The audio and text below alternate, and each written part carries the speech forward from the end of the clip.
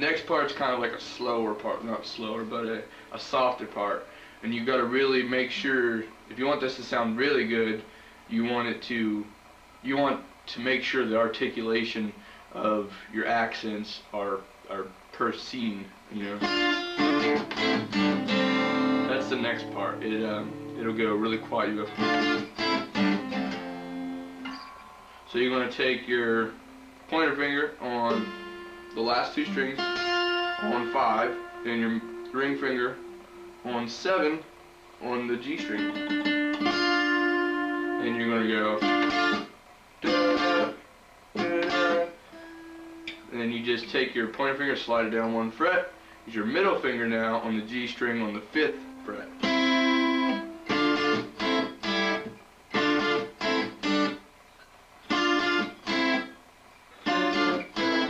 And you just slide your pointer finger again down to 2nd fret.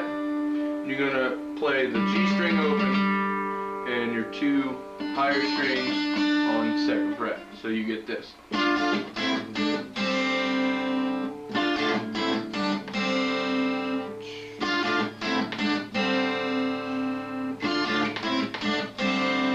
Okay, the next part, you're going to go into this from this little riff you just had. You're going to go back to that little F chord we had. So you're going to do that twice. And you're going to have that open. Now this is kind of like a little trickier part. A lot of people play it different. I don't know exactly what he plays. He changes it often.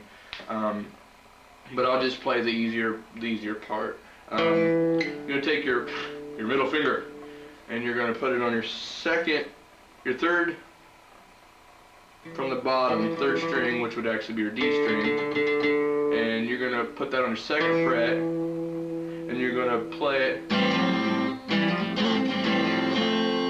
You're going to take your pointer finger when you do that and put it on the 2nd fret on that G string where it would be, and it's going to go. So the motion is a slide and just a strum. And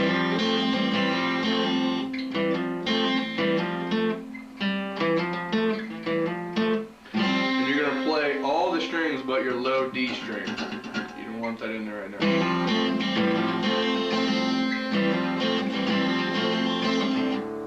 So you got that part, and we'll play it from that from the accent part.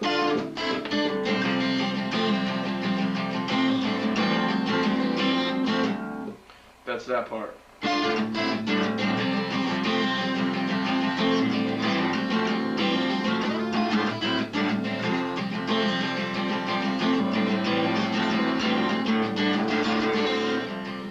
Then the next part you're gonna repeat that part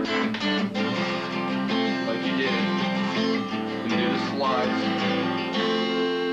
In this part I do a lot differently than everybody else, and it seems to sound almost exactly like him.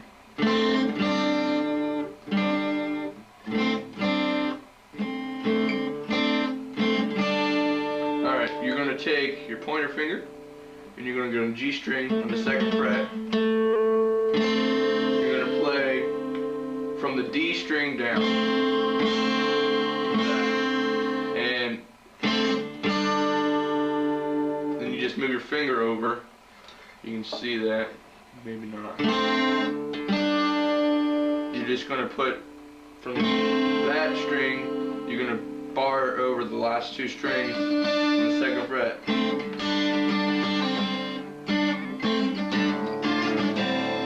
Then instead of doing that, you're going to go da da da da.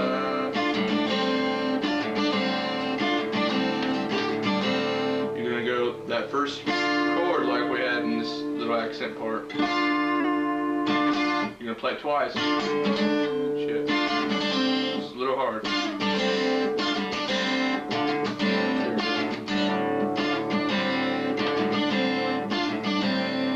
And that's going to be your next part.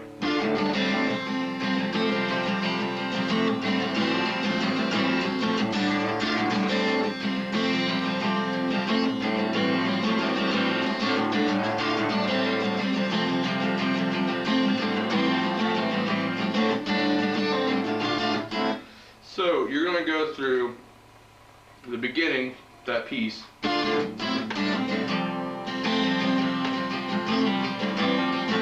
it once, then go back to it. Play the new one.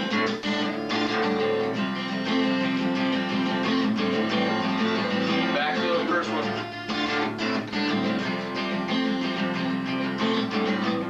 Back to the old one. Well, not the old one, but that new one. Then, this comes the cool part. You got a bar over the first fret, but just not all the strings. You just want that first three.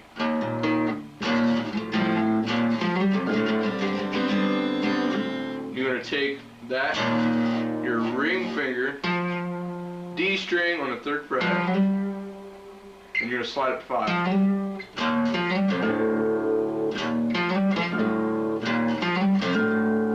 So you're going to do, and your pointer finger goes back to the 3rd fret, and then you're going to do that little, strum there.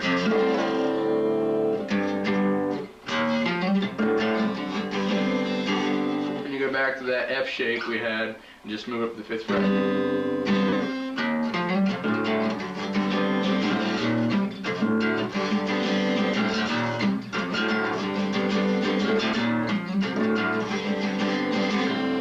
And then he seems to do this different sometimes too, just holding it out longer. The next one, you bar all the strings on 7, and you go. That's how he usually does it, but sometimes he'll go. But he usually just does it for that 2 beat. So you just do that.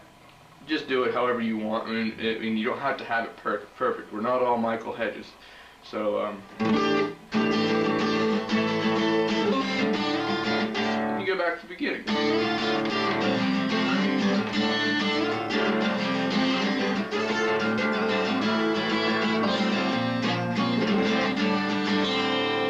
Instead of going back to the beginning again, like we did in the beginning, you want to go back to that.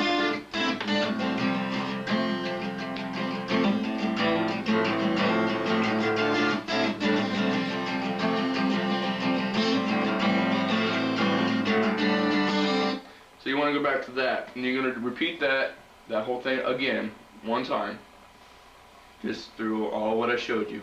And you're going to go back to the